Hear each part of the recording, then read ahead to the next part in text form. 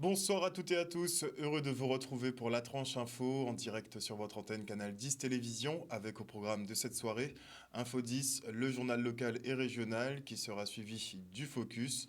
Ce sera après la coupure pub de 19 heures, mais pour l'instant place à l'actu.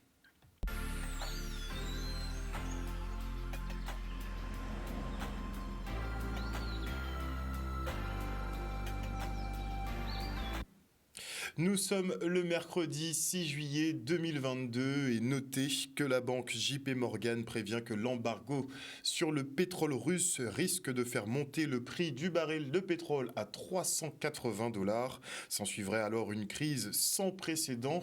En attendant, le gouvernement présentera demain ses textes d'urgence face à l'inflation avec des mesures qui devraient être concrètes. On attend de voir effectivement de quoi il s'agit.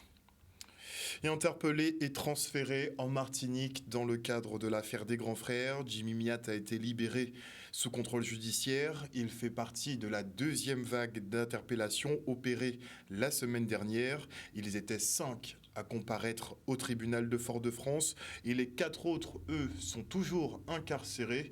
On fait le point avec la sœur de Noël Daufour qui était venue l'accueillir justement à Paul-Caraïbe vu qu'il a été rapatrié en Guadeloupe.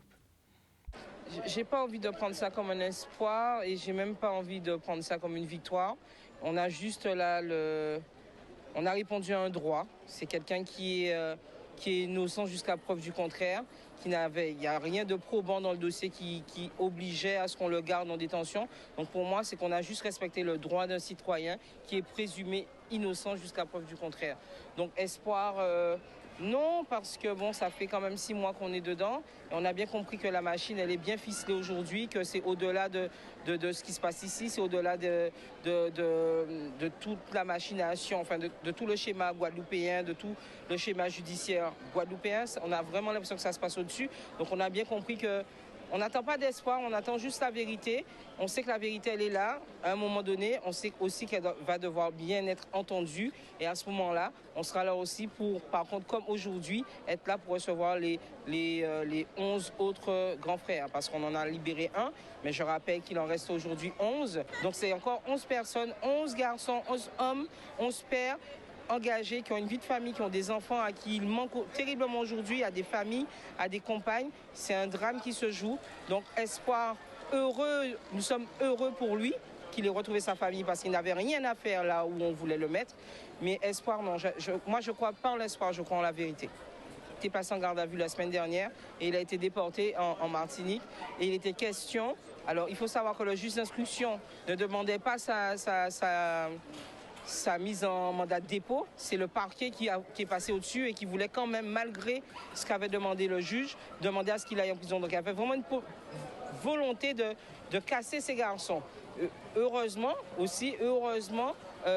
juge d'instruction a écouté, enfin le juge de la cour d'appel a écouté et a entendu qu'il n'avait pas sa place aujourd'hui. Donc il est sous contrôle judiciaire, mais c'est bien mieux qu'une mise en détention et être parti pour 3, 4, 5, 6 mois d'incarcération. Et concernant la réintégration des personnels soignants, notez que le ministre de la Santé, M. Braun, a annoncé que cela ne faisait pas partie de l'agenda du gouvernement et que ces personnels ne représentent que 0,58% des effectifs totaux et que de fait, il n'y avait pas d'urgence les concernant. Comprenez à cela qu'ils n'ont pas vraiment l'intention de les réintégrer. Il a posé une autre condition, à savoir l'amélioration de la situation sanitaire. On est loin du cas puisqu'on parle de rebond épidémique depuis quelques jours. Et nous sommes en pleine période estivale et les autorités veillent au grain. Au programme des opérations de prévention à la sécurité routière en soirée et des contrôles des zones animées comme la marina. Le mot d'ordre, c'est tous responsables pour les vacances sans violence, peace and chill. Le reportage. C'est un travail qui n'a pas débuté aujourd'hui, c'est un travail qui est ancien. Je dirais que depuis 1 an, je suis en relation avec le Syndipro, avec les organisateurs de spectacles, avec le monde du carnaval, et puis le monde de la culture en Guadeloupe. Donc ces échanges, ils ont débouché aujourd'hui sur cet appel à la raison, cet appel au respect des règles, cet appel à lutter contre la violence. Vous l'avez dit, vous avez entièrement raison. Aujourd'hui, c'est un début. Il va falloir que ça se matérialise par la suite. Eh bien, d'une part, par des opérations de contrôle que nous ferons sur les lieux de sortie, aussi bien à la marina qu'à Jarry, des opérations de prévention que nous mènerons ensemble avec les patrons des boîtes de nuit, par exemple, sur des opérations de prévention en matière de sécurité routière, et puis sur des liens directs entre les forces, les patrons de bar, les organisateurs de spectacles, eh bien, pour prévenir dans le cadre de l'organisation des événements, et puis pour pouvoir intervenir plus rapidement grâce à ces liens directs qui sont créés. Le but, c'est de développer cette culture de la sécurité, cet esprit de respect des règles, de respect de l'autre.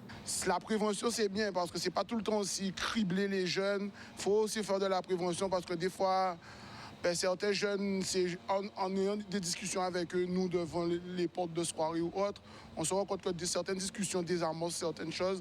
Donc, c'est bien d'avoir aussi cette forme de prévention avec nous. Nous, on va travailler plus avec les fédérations, les comités de carnaval, qui vont transmettre au groupe, et non seulement transmettre au groupe, parce que sachant que les membres du groupe, ils ont des parents, ils vont faire passer l'information et ça va arriver aux oreilles de tout le monde. C'est-à-dire, nous, on va se servir du réseau carnavalesque pour faire passer ce message, parce que nous, on se sent pertinemment, essentiellement concernés, parce que c'est vrai que le carnaval, on dit que c'est la fête, c'est le délire et autres, donc il faut quand même cadenasser ce délire. Donc, ce sera à travers le monde du carnaval que nous allions communiquer et faire passer le message. Si pas les soirées, pas ni vie, les gars, puis Saint-Michel. Tous responsables pour des vacances sans violence. Peace and chill. C'est pour ça que nous avons prévu ces vidéos que vous avez pu voir avec des acteurs du monde du spectacle, de la culture, une avocate, qui s'engagent. C'est pas un discours institutionnel, c'est bien le discours de Guadeloupéens eux-mêmes qui ont pris conscience des difficultés que rencontre le territoire, qui s'engagent eux-mêmes à lutter contre la violence. Donc on est bien sur l'humain, l'acteur guadeloupéen qui se met au centre du jeu et qui appelle lui-même à respecter les règles. Et chaque année, EDF, Lafarge, La Sarah et Grand Moulin des Antilles récompensent la crème de la crème des bacheliers. Bon, Covid oblige, la promotion 2020 et 2021 ont sauté, mais on peut reprendre maintenant les bonnes habitudes, enfin pour l'instant en tout cas. Un prix de l'excellence qui demande encore un effort de travail pour ses futurs étudiants. Les 15 bacheliers guadeloupéens issus des filières scientifiques qui ont été sélectionnés devront s'affronter pour déterminer les 4 vainqueurs. Le reportage. 4 grandes entreprises locales, EDF, Sarah, Simon Lafarge et les Grands Moulins des Antilles sont partenaires pour organiser les lauréats de l'excellence. L'idée, c'est de mettre en valeur les 15 jeunes bacheliers qui ont eu les meilleurs résultats dans les spécialités scientifiques.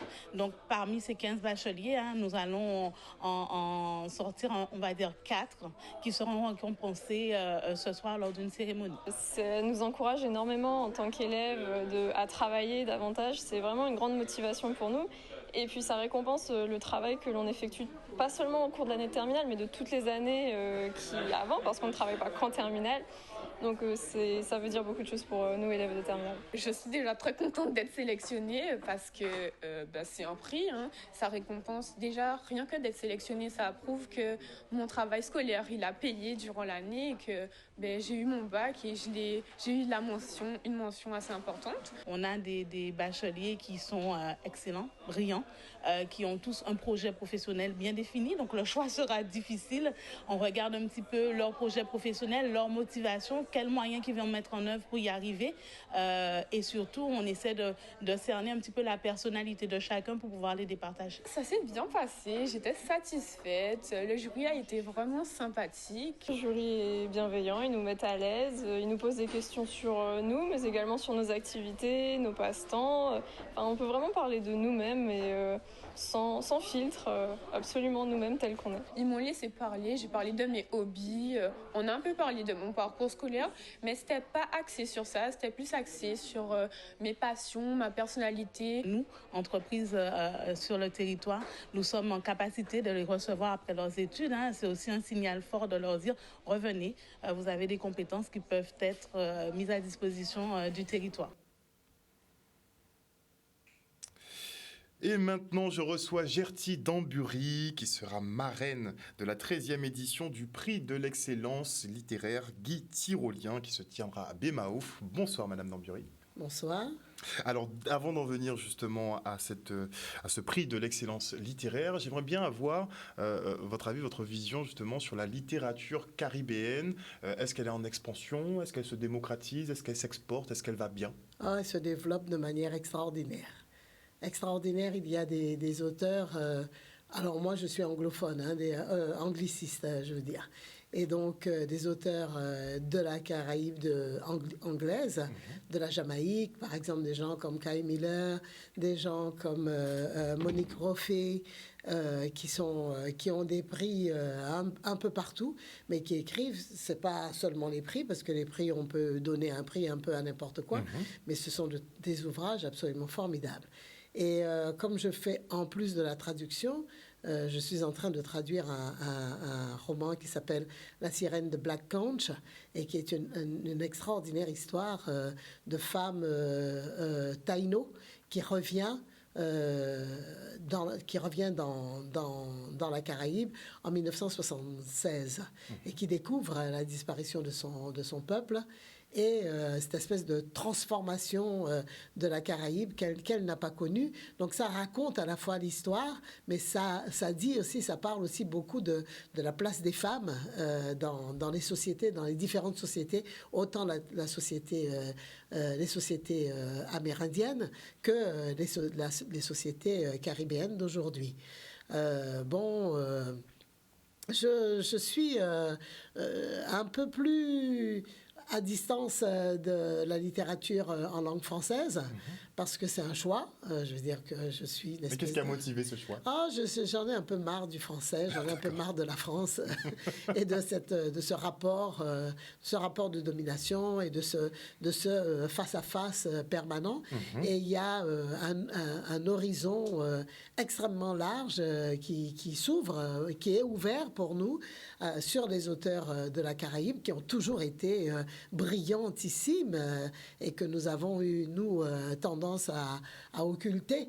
Des gens comme Derek Walcott ou d'autres, prix Nobel de littérature, je sais pas, Naipaul, etc., qui sont de grands auteurs. Et puis, il y a par exemple, une jeune poétesse de Sainte-Lucie qui s'appelle Canicia Lubrine, qui écrit en anglais, créole et français mélangés, qui écrit une espèce de poésie explosive.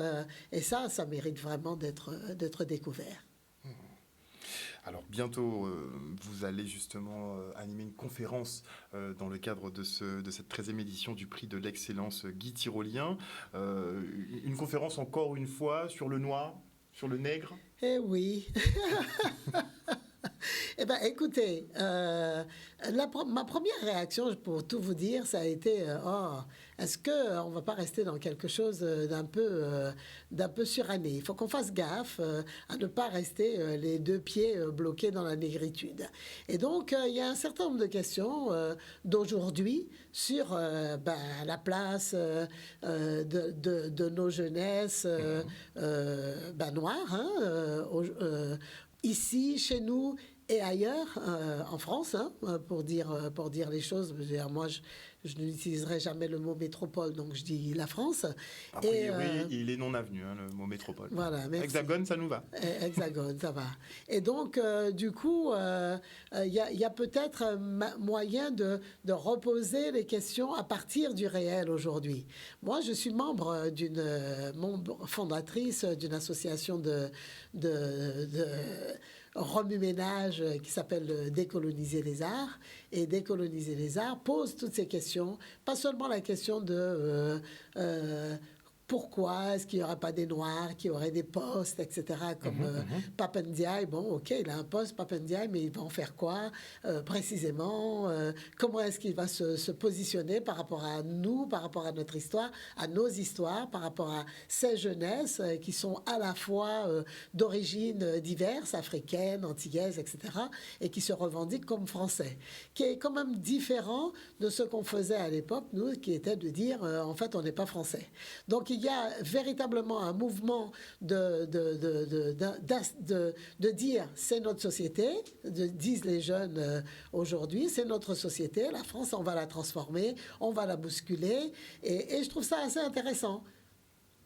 Donc le choix de Guy Tyrolien est approprié pour ce genre de débat ? Je pense tout à fait que le choix de Guy Tyrolien est approprié. C'est-à-dire que ce qui est intéressant avec le fait d'analyser aujourd'hui la vie et l'œuvre de Guy Tyrolien, c'est de voir comment, à ces périodes, on parle des années 40, 50, 60, à ces périodes, il fallait à la fois concilier le fait de se retrouver à occuper un espace politique et en même temps, tout en contestant cet espace politique. Donc, c'est à peu près la même situation aujourd'hui. Exact. Et avec Guy Tyrolien, il y a, à mon avis, quelque chose qui est généralement occulté, qui est l'extrême ouverture, la grande ouverture de ses points de vue. Il est intéressé par la Caraïbe, il est intéressé par les Noirs américains, il est intéressé par l'Afrique, il vit en Afrique, et il travaille, et il a pour meilleurs amis des Jamaïcains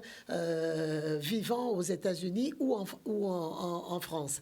Et là, il y a toute cette palette qu'il a parcourue et qu'on trouve dans son ouvrage Baldor. Je me disais ce matin, ça pourrait être drôle de prendre une phrase de chacun des poèmes de Baldor et de voir à quel point, alors qu'il y a une grande différence de style, une grande différence de thème, de voir à quel point il y a un chemin qui va de la première page à la dernière page.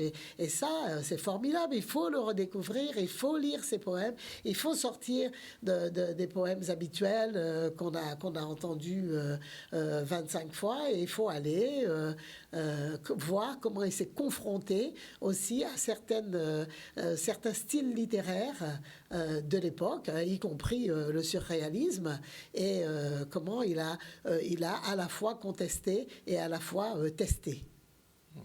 Donc ces travaux sont toujours actuels ? Absolument, et puis surtout, non seulement ces travaux sont actuels, mais pour les gens qui s'intéressent à la littérature, il y a un domaine là à fouiller. Il y a un domaine pour les gens qui s'intéressent à la fois à la littérature et à l'histoire politique de nos hommes, de nos écrivains. Il y a un domaine là à fouiller qui n'a pas été, à mon avis, suffisamment travaillé. Et pour de nombreuses raisons. Sur ses œuvres ou sur l'homme ? Sur les deux. Sur les deux, à la fois ses œuvres, à la fois l'homme, ses œuvres non publiées. Il a beaucoup de textes qui n'ont pas été publiés parce que lui-même était extrêmement exigeant sur ses publications, et s'il n'a pas publié, c'est qu'il a considéré que ses travaux n'étaient pas aboutis. Mais ça n'empêche pas, même si les travaux ne sont pas publiés, ça n'empêche pas qu'il y ait de jeunes chercheurs qui reprennent et chercheuses qui se penchent dessus et qui essaient de voir vers où il était en train d'aller dans sa nouvelle direction. Il y a aussi, je ne voudrais pas être trop longue, je sais que je parle beaucoup, mais il y a aussi quelque chose, son point de vue sur la littérature des années 80.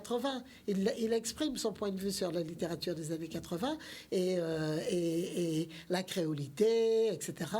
Il y a aussi le fait que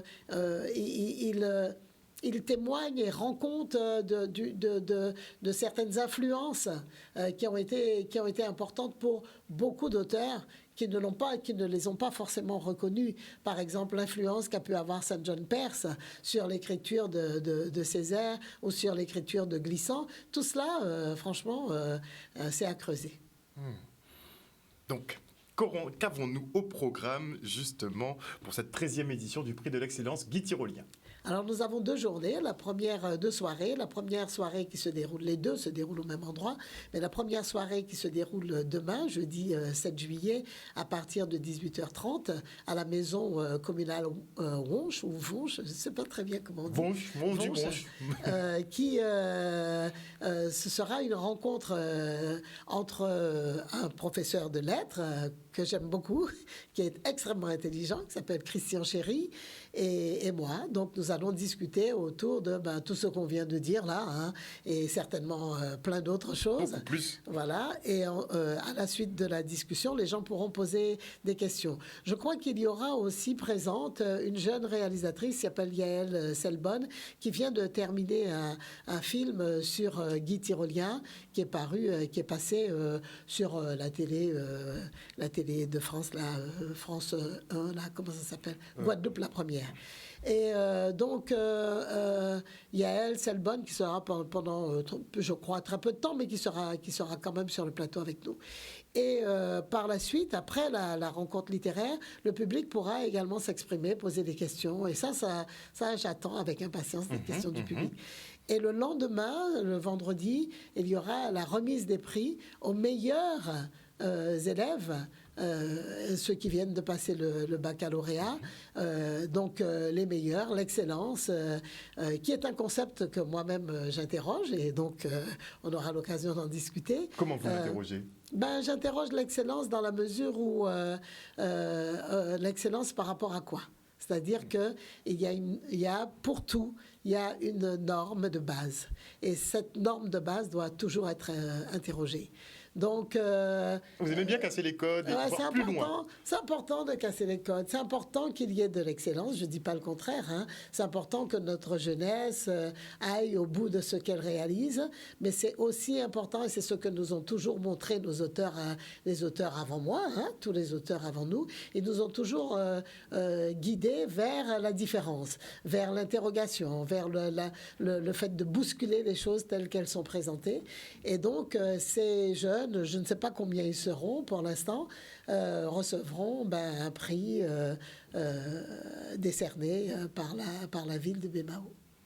Donc le rendez-vous principal est donné, ce sera donc demain à partir de 18h30 à la maison coloniale de Vonche à Bemao pour effectivement cette rencontre avec vous, Madame Dambury, autour des écrits justement, autour des écrits d'un grand homme, hein, effectivement, Guy Tyrolien. Visiblement, de ce que vous nous disiez, on ne le connaît pas encore parfaitement, l'homme. Non, il y a encore à creuser. Il est question aussi de parler de ce que j'écris. Voilà, donc pour ceux qui ne me connaissent pas, parce que je suis très discrète et très... Pourquoi la discrétion? Alors que vous voulez un peu bousculer finalement. Je ne suis pas discrète ailleurs, hein. Là où il faut bousculer, je ne suis pas discrète du tout, hein. Mais l'autopromotion n'est pas vraiment dans mon caractère. Voilà, donc on parlera de tout ça demain soir. Donc on vous invite à rencontrer justement Madame Gerty Dambury demain à partir de 18h30 à la maison coloniale de Vonche à Bemao. Et afin d'affirmer sa volonté de coopération, le conseil départemental s'est rendu aujourd'hui au centre gérontologique de Palais-Royal aux Abîmes. La collectivité se veut porteuse de solutions pour les personnes en perte d'autonomie et qui ne peuvent pas être maintenues à domicile. Le reportage. Au niveau du département, nous avons cette volonté, en tout cas j'ai cette volonté de pouvoir visiter tous les sites.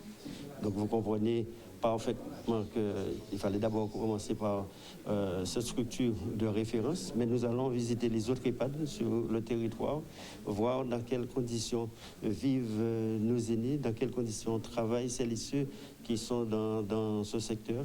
C'est surtout pour bien montrer, de par ma présence, tout l'intérêt que nous accordons à ces différents établissements. C'est notre mission, c'est notre métier et c'est quelque chose qu'on offre à la population. C'est un établissement moderne, adapté avec du personnel formé. Je tiens vraiment à insister là-dessus. Hein. Nous avons ici des professionnels dont le métier, c'est de répondre à ce besoin de la perte d'autonomie. On connaît ce problème de vieillissement, mais surtout, le département a fait le choix d'accorder sa priorité à toutes les politiques d'autonomie. Et ici, lorsqu'on constate la qualité des équipements qui donnent toutes les garanties aux personnes hébergées en termes de prise en charge de soins, de vie, mais aussi on a senti l'implication du personnel sur des projets d'animation et qui, au-delà d'une prise en charge médicale, et il y a aussi cette volonté que nos aînés puissent vivre dans de très bonnes conditions. C'est aussi un signe de considération pour le travail qui est fait par le personnel. Et puis, c'est aussi la volonté que j'exprime et qui a été exprimé par le président, qu'on travaille main dans la main pour assurer cette mission de répondre aux besoins de la perte d'autonomie. Beaucoup de professionnels qui arrivent à avoir un service de qualité. Aujourd'hui, nous avons un établissement qui est moderne et qui répond aux normes et aux besoins de la personne âgée. Et donc, nous sommes tout à fait prêts à les accueillir, mais aussi à en parler. Je suis fier de ce que j'ai vu aujourd'hui. Ici, c'est vraiment le département a pris en charge, en compte, le problème des personnes âgées. Nous savons que c'est une compétence du département. Nous sommes un département vieillissant. Et je dis que cette structure qui a été construite, pensée par un ancien directeur du centre gérontologique, M. Lavelle, on sent que quand on traverse, quand on rencontre les personnes âgées dans leur salle, eh bien, ils sont contents d'être là parce qu'il y a un personnel qui aime le travail qu'il fait. Un reportage signé Stanley Manicor. Et on part pour la présentation du 10e Tour cycliste cadet du 6 au 10 juillet. 16 équipes qui regroupent 74 coureurs s'affronteront sur les 278 km de route. Il y aura également un hommage, enfin ils en ont profité aussi pour faire un hommage au fondateur de la compétition, M. Médéric Freddy. Le reportage. Comme vous le savez bien, notre cheval de bataille, c'est la jeunesse. Donc c'est important pour nous d'organiser ce tour cadet, malgré les difficultés qu'on connaît depuis 2-3 ans. Hein. Mais bon, après, sur le parcours, c'est la commission technique qui a élaboré un parcours adéquat pour que nos jeunes puissent s'exprimer. Je pense que c'est un très bon parcours. C'est un tracé qui représente, comme tout cycliste, des épreuves sur le plat, des épreuves semi-montagneux et une étape de montagne et une finale sur le plat, un prologue. Ça qui permet à tout un chacun avoir ses chances de victoire d'étape et aussi qu'il y a un vainqueur, mais c'est un vainqueur qui, quand il gagne, c'est un coureur complet qui passe la montagne et aussi qui arrive à rester avec les meilleurs sur le plat. Au niveau du tour cadet, les transporteurs sont déjà montés sur le vélo. Donc, il y a des transporteurs sur le tour cadet, le tour féminin, le tour senior. Et on essaie aussi de voir l'année prochaine comment faire pour que toutes les courses, surtout les courses à étapes, qu'il y ait des transpondeurs. Mais ça a un coût, donc on va chercher pour trouver que l'année prochaine, ça se passe mieux. 74 coureurs au départ. Au nouveau pays, il n'y a que la Colombie comme pays, mais après, ça ira à la Martinique, 2 équipes de Martinique et les équipes de Guadeloupe qui sont là.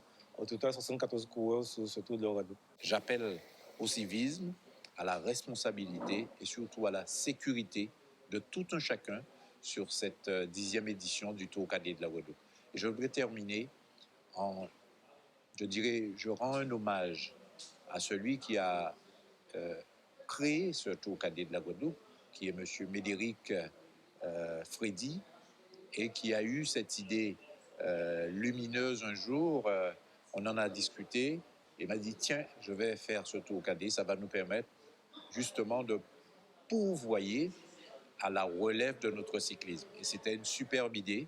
Je souhaite longue vie au Tour cadet, je souhaite longue vie au cyclisme guadeloupéen et surtout, je rappelle encore une fois que toutes les épreuves organisées en Guadeloupe, eh bien, nous l'organisons avec le thème de la sécurité routière.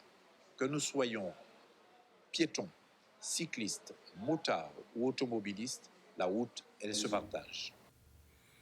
Et la Ligue régionale de basket, elle organise un tournoi en 3-3 pour donner un ballon supplémentaire à cette discipline. Le reste en images. Le but du tournoi, c'est de lancer l'opération Club Guadeloupe de 3-3. Ce qui veut dire que les meilleurs seront référencés par les techniciens. Et comme le CREPS va ouvrir très prochainement son terrain de 3-3 au niveau, le 3-3 guadeloupéen sera basé ici pour la performance de ces jeunes, pour permettre demain de créer un club Guadeloupe et une sélection de la Guadeloupe pour aller dans la Caraïbe, aussi aller participer à des tournois nationaux et internationaux. Ce genre de tournois, ce sont des tournois qui existaient déjà à l'époque, avec une marque, une boisson qui sponsorisait cet événement, où on avait plaisir à se retrouver. Et maintenant de voir que ça revient, mais en plus encore plus structuré, c'est plaisant parce que ça va ouvrir d'autres opportunités aux communes, aux collectivités et aux jeunes. Les jeunes connaissent beaucoup le souhait, mais après le 3-3, c'est une réelle discipline des Jeux Olympiques, donc il suffit de recadrer un peu et leur transmettre le règlement et de les accompagner sur les terrains avec le vrai règlement. Il y a beaucoup de potentiel. Le 3-3, c'est un jeu très physique et chance pour tous les Guadeloupéens et toutes les Guadeloupéennes, nous sommes très physiques. Donc oui, il y a des réels athlètes et cette discipline est peut-être faite pour la Guadeloupe. 5-5 est déjà aux Jeux Olympiques. Le 3-3 rentre dans les Jeux Olympiques. C'est à nous, la Ligue de Guadeloupe, de mettre les outils en place pour que nous puissions avoir des jeunes Guadeloupéens qui doivent faire partie de l'équipe de France. On le dit, l'équipe de France était de passage lors d'un play-off en 2018 en Guadeloupe. Ils ont vu des jeunes qui ont joué contre l'équipe de France et l'entraîneur de l'équipe de France m'a dit « Monsieur Alexis, vous avez des sportifs de haut niveau, profitez-en, créez votre club de 3-3 au niveau de la Guadeloupe. » Un reportage signé Maxime Morel. Et après 6 mois d'absence, les points Covid font leur retour demain. Le préfet Alexandre Rochat devrait revenir sur le regain des contaminations, devrait avoir une idée des chiffres. Et ce sera enfin l'occasion aussi de rencontrer Monsieur Laurent Légendard, le nouveau directeur de l'ARS qui a été nommé depuis février dernier. Il semblerait que l'homme travaille activement à la numérisation de nos données de santé. Et peut-être reviendront-ils sur la fermeture partielle des urgences et le nouveau mode de régulation des SAMU qui, pour certains médecins, dont des urgentistes, ressemble à une rupture de service public. Ce sera l'occasion d'éclaircir un peu tout ça. Enfin, on verra. Une bonne soirée à vous, en tout cas sur Canal 10 Télévision. N'oubliez pas que sur notre antenne, vous faites l'information que nous diffusons. Le journal local revient demain à 18h30. Bisous, bisous tout le monde.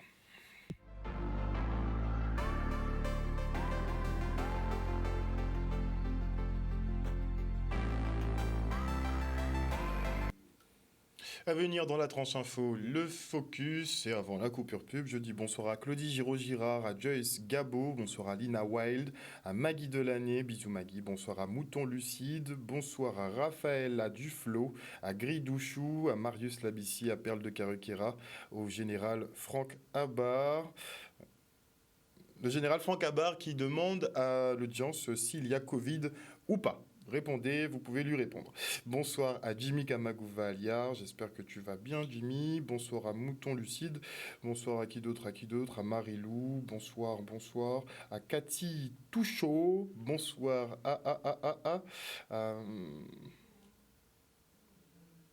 Ok d'accord, bonsoir à Joël Bazit. Bonsoir à tout le monde. Bon, bonsoir à Georges Messager, bonsoir à tous les internautes qui nous suivent et vous qui nous regardez depuis chez vous. On se retrouve tout à l'heure.